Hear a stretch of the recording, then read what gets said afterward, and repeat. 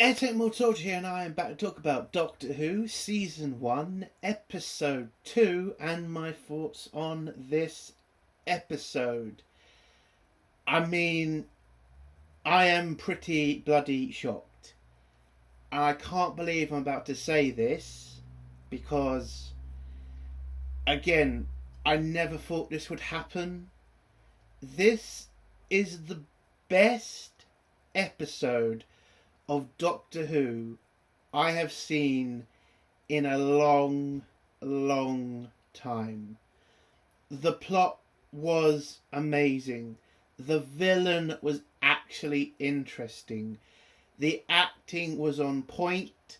The ending was terrible in my opinion, but I can look over that because I felt like I was watching Doctor Who for the first time in a long time. I am completely shocked.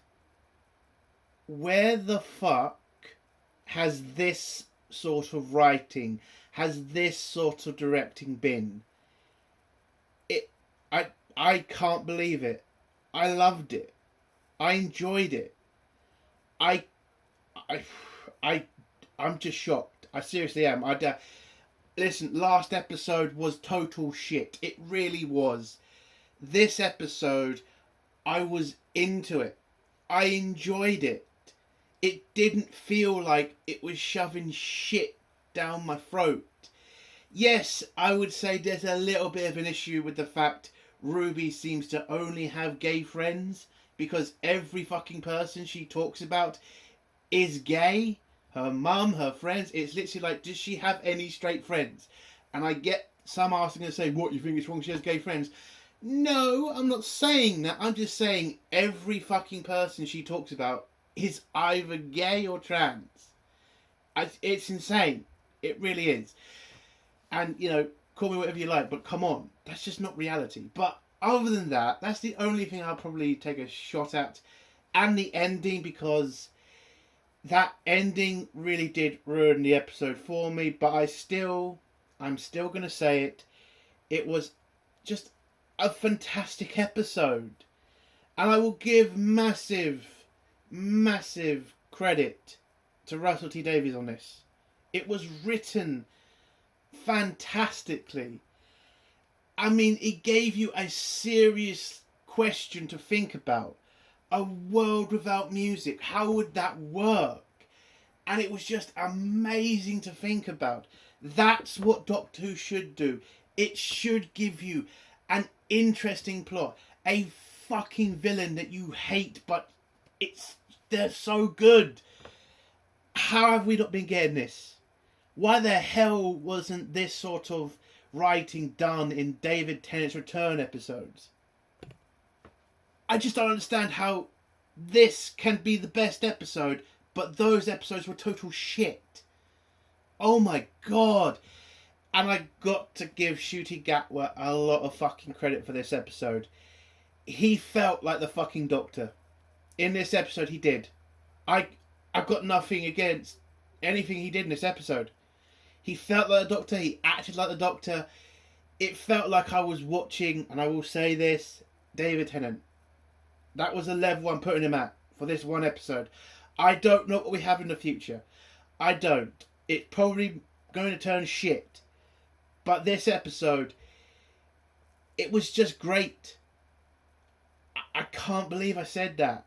I'm shocked. The amount of garbage Doctor Who I have had to watch over the years. Jodie Whittaker's era was dog shit.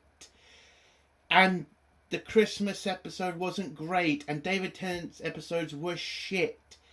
But this, if Russell T Davies could have just kept Doctor Who like this, and kept the politics and shit out, I would say Doctor Who comes back.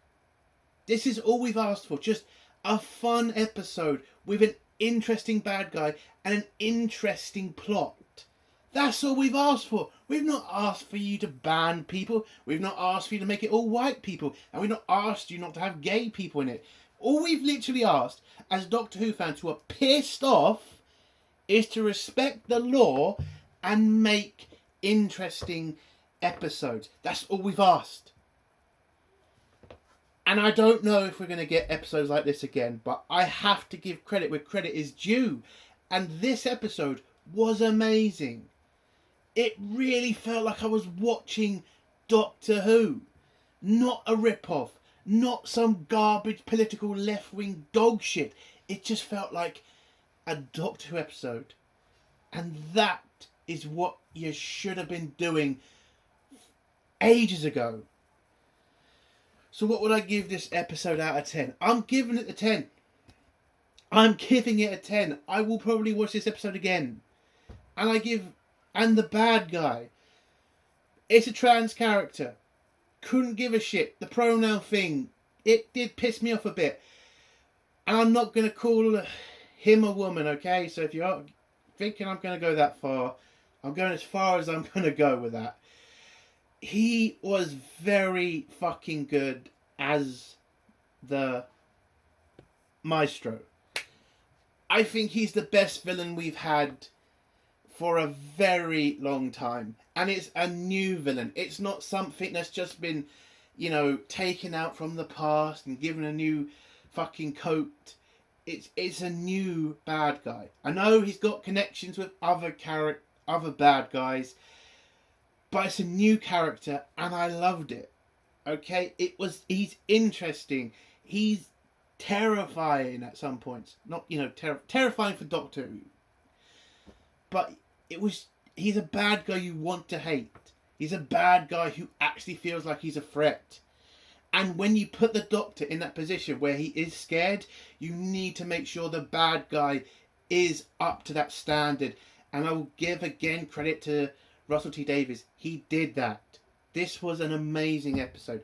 A 10 out of 10. I am bloody shocked. I really am. I was not expecting this. I was expecting something shit. I was expecting every 10 fucking seconds to be told that, trans rights and bullshit. No.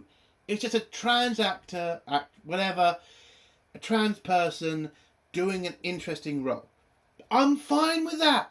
I really am. You want to have a trans person? Have a fucking trans person. All I'm asking for is you make it entertaining. You don't keep shoving down my throat that they're fucking trans. You don't keep telling me I need to respect their fucking pronouns. You just make the character interesting. That is all we have been asking for. Jesus. Fucking hell. It's not that difficult. It really isn't. Oh, sorry. It's just, again, literally the simplest thing they could have done is just make good characters. And nobody would care what race they are. Nobody cares about who you're fucking. All we're literally asking for is to be entertained. So let's get to the spoiler part. It's a 10 out of 10. If you haven't watched it, go watch it. It's a great episode. I loved it. So, if you don't want to hear spoilers, leave in 3, 2, 1. So the episode starts off with us in a hall with a piano teacher teaching a kid how to play the piano. And talking about, the history of music. And then the kid looks bored. And then the teacher says, well, I'll play you something interesting. And so he plays a song that a church banned, which is called The Devil's Chord. And when he plays that, he somehow unlocks the Maestro. Now, do I do the pronoun? I'm not doing it. No way. So the Maestro, he comes out of the piano and he starts playing. And turns out that the kid is not a real kid. It's just the Maestro's puppet. Or at least that's what you're meant to think, because there's a part of the episode that kind of puts a bit of doubt on that. So the kid disappears, and the Maestro then starts talking to the piano teacher and tells him that he knows about all of the songs in his heart and how he missed so many opportunities to become a star. And he says that he can help him by unlocking his power from music. And so the Maestro, he gets his wand, puts a bunch of notes around him, and sucks out all of his music and then eats it and then dies. Pretty big opening. And starts to eat it and then starts playing the song, the Doctor Who song. We go to the credit scene and then we're back on the TARDIS with the Doctor and Ruby. And Ruby is asking the Doctor to where should they go next. And she wants to go to the 60s to see the Beatles. And the Doctor says yes. He doesn't know why he hasn't done it before. I can tell the Doctor, you have done it before. You have met the Beatles before. You said it a long time ago. But anyway, so he says yes. Before they head out, because the Doctor then goes through time, they get to the 60s, and when they approach the door, Ruby brings up the fact they are in modern day clothing, and they're gonna look pretty ridiculous going out in the streets looking like that, because it is the 60s. So the Doctor and Ruby head off, get some 60s clothes on, get out of the TARDIS, and they go down the the Beatles iconic road picture. And they have some fun with it. They head down to Abbey's Records, I think that's what it's called. And they go to try to see the Beatles. When they head in there, Ruby kind of remembers that everybody, or at least there's somebody in every job that's called Juliet or Julie or something. So she can get the tea lady so they can actually go around the place without people wondering what the hell they're doing there. Don't know why the Doctor didn't use his psychic paper. I mean, that seems like obvious time to use it. So, a bit weird. But anyway, they go see the Beatles and, well, they offer some tea to the guy in the recording room. He says 2 sugars, whatever. And when they start listening to the Beatles are playing some weird song about a dog and a cat. And it's a bit strange because this should be the time period when the Beatles are experimenting, making different songs. Why are they playing such shit music? So they wait for the Beatles to be finished. They head to the canteen. They have a little scene with the tea lady because apparently she charges a bit too much for a tea. And they try to make a joke out of it. I just didn't care. And then the Doctor speaks to one of the Beatles. I think it was Paul McCartney he talked to. But Ruby definitely talked to John Lennon. But anyway. So the Doctor starts asking questions like, why is everything so quiet? Where's all the music? And then it turns out the human race don't approve of music anymore. They've apparently banned it. It's kind of seen as a terrible thing to do with your life. Because you've got John Lennon literally saying to Ruby that he hates being in the music industry, that he hates making music. He just wants to go home and be with his girl and get a proper job. So something's definitely wrong in this universe. I mean, like, what's going on? How has this happened? And then when the Doctor drops his spoon, things start to go a bit insane, and you start to see the Maestro appearing everything, like the spoon, all reflective surfaces, the Maestro's just appearing. So the Doctor grabs Ruby. They then apparently buy a piano, put the piano on top of a roof in London, and then the Doctor tells Ruby, I know you can play the piano. We need somebody to play music so we can reactivate humanity's love of music. Now Ruby begins to start like saying, nah, that's not what she can do. She can't. She doesn't think she's up to it. But the Doctor reminds her the first time he saw her, she was on the piano for one of her trans friends, so he knows she can do it. And you get this lovely little music number, and I will say it's a great music number, from Ruby playing the piano, and you start to see people around London literally feeling the emotion of the music. And I really like this scene because it just shows how important music is to humanity. Like, without music, what would we do to ourselves? Which this episode's a pretty big on that as well. I mean, if we don't have music, we don't have love songs, we don't have metal, we don't have like anything. And music is a very powerful weapon. It holds us together. You know, everybody I think has a favourite song. Like music is massively important to us. And if humanity loses that, then we lose a massive part of ourselves. And I really love that in this episode, how they gave you that sort of scenario and how you makes you think about that. Like, what would we do about music? I mean, that's bloody interesting. So Rue plays the piano. Everybody in London is apparently getting so overwhelmed by this and loving it. But then the maestro appears out of the piano, tries to attack Ruby and the Doctor. The Doctor then realises this is no normal creature. This is a giggle. And he realises a giggle is a weapon, or at least somebody who is in league with the toy maker. So he legs it, finds somewhere to hide.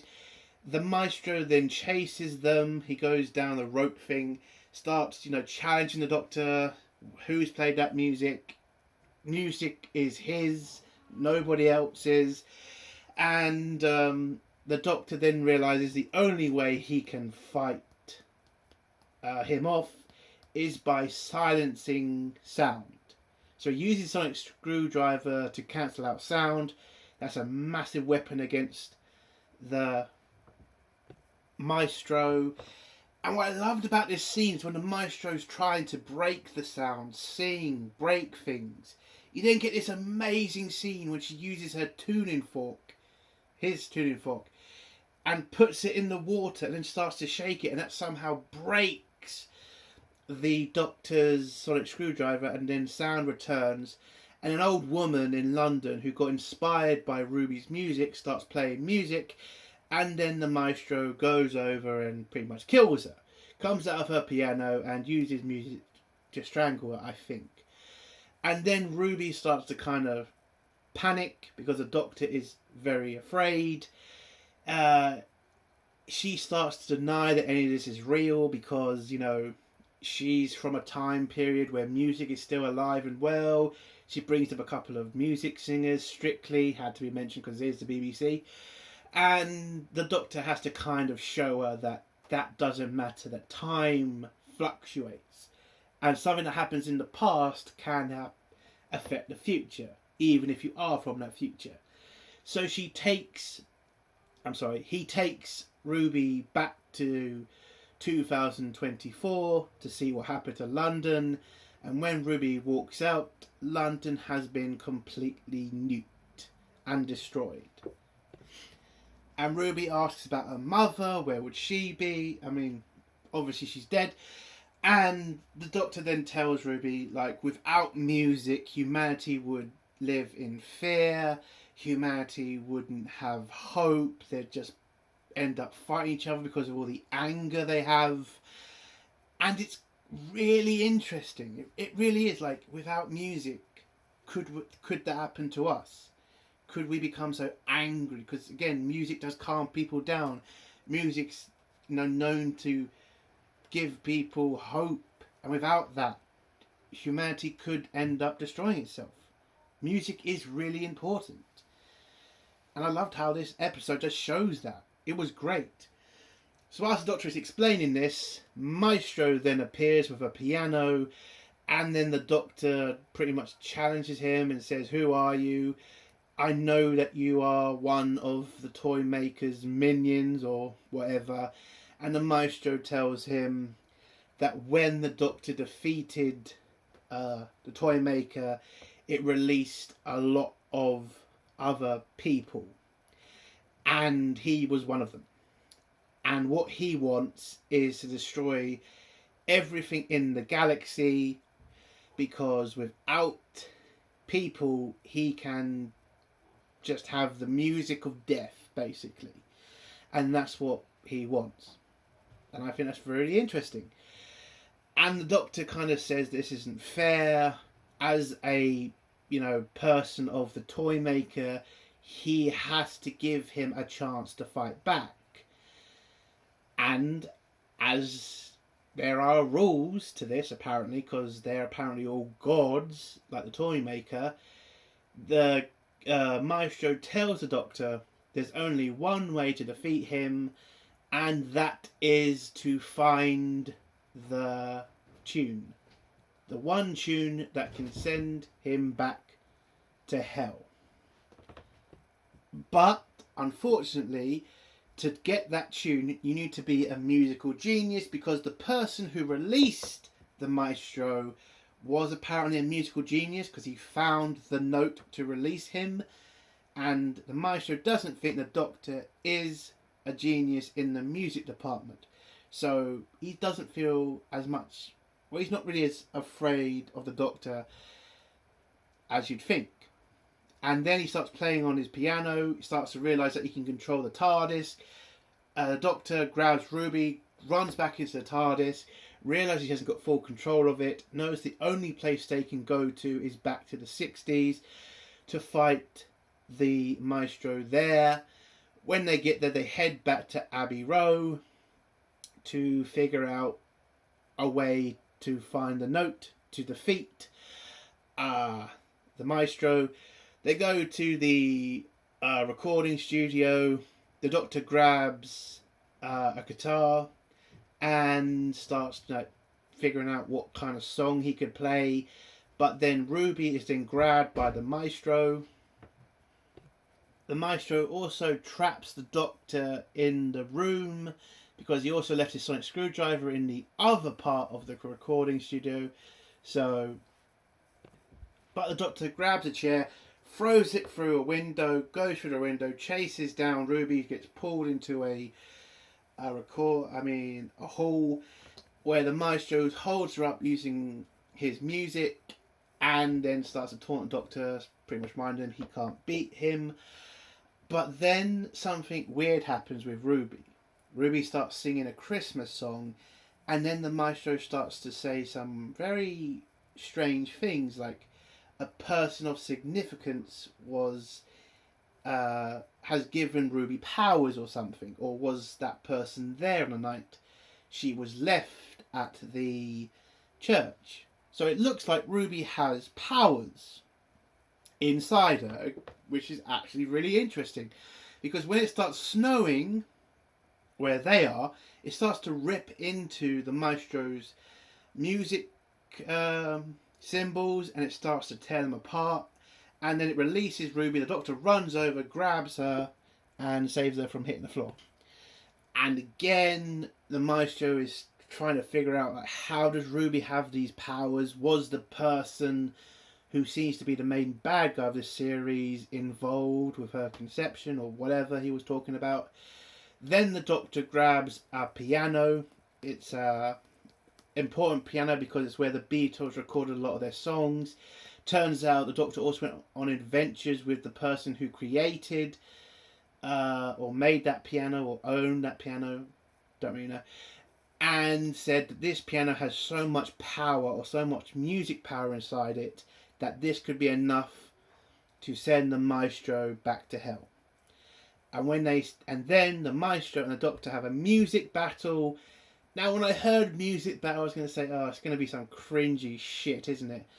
No, it was actually an interesting scene. The Doctor playing on the piano with sounds coming out of it, with notes coming out of it. The maestro playing on a violin at the same time. I liked the music. It was really fucking interesting, and it sounded great. Gotta say one thing about this episode. The music, until the end, all sounded great. I have to give them credit for that. Massive credit for the music. And whilst they're doing this, the Doctor kind of gets the upper hand on the maestro, breaks the violin he's playing, and then starts to play the notes that could send him back to hell. But when he gets to the final note, he hesitates, because this would in fact be like killing him. And then again, this is the Doctor. He'd always want to find a better way than to kill the person. But unfortunately, he plays the wrong note, and Sen loses the music battle. And the maestro uses his power. He grabs a horn, blows on it, gets some more powers, throws the piano out of the room, traps the Doctor and Ruby in some musical instruments, and then you see John Lennon see the piano. I will give it a bit of a criticism here. Why would John Lennon not question the fact he can see notes over a piano?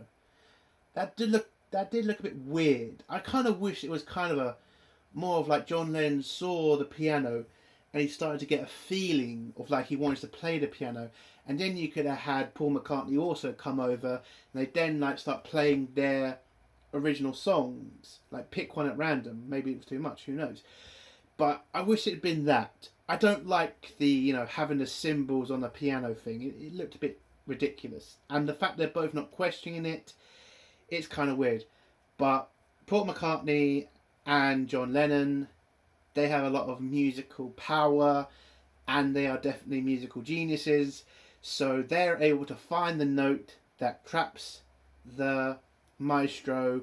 The piano then runs off, grabs the maestro, shoves him in it. But before he goes, he warns the Doctor that the more stronger bad guy is on his way. And that's how the maestro is defeated. And then when the Doctor... we do get to the dumb scene of the episode. And again, I was just like, they were so close. This was so close to being just an perfect episode. And then you had to do the fucking twist. This was a dumb scene. I don't know why we need to keep having dance numbers for this Doctor. Because we had one... sorry. We had one in the Christmas episode, I think. And this is just a bit over the top now. The whole final bit of the episode is a dance number with Ruby and the Doctor dancing with a bunch of random people. And the episode ends with them walking over to the TARDIS, and looks like the road, or the symbols on the road, are making sounds. They tap on it, all that shit. Run into the TARDIS, and then the TARDIS has a little, opens the door and does a little musical number itself. And that's the end of the episode. Again, the final part of the episode, I think it was a bit shit. Okay, listen, the twist, fair enough. I kind of wish they didn't do it. I kind of wish they just ended it on a high. For me, that's kind of a low. Didn't really like the song either. But overall, it was an amazing episode. Okay, the bad guy was great. The story was great. The acting was. Ncuti Gatwa, I would say this is where I would say if we continue to get great episodes like this is when he actually became the Doctor to me. And I'm actually looking forward to the next episode, which is surprising. So, I wish they had started off with this episode. If they had started off with this episode, I would say Doctor Who would be in a better situation, because they better hope that the people watching the first episode don't get too, pissed off and, this is not for me kind of thing, and not try to give this episode a chance, because that would just be a massive missed opportunity. But yeah, that is my thoughts on this episode. It's a 10 out of 10. I definitely will watch it again. This really did feel like I was watching a real Doctor Who episode. I still can't believe... I can't believe it still. The fact this episode existed. The fact they made it. The fact I'm not angry. They haven't done some woke shit, or they have shoved some bullshit into it. No, it was just a interesting, entertaining, with a great music episode. Except for the final music bit. Still shit. I'm happy. I hope we continue to get this. I really do. And that is the end of my review. If you like this review, give it a like. If you dislike this review, give it a dislike. And if you like my content, do think of subscribing. And if you have a comment, leave it below and I'll try to get back to it. Entertainment Soldier. Bye.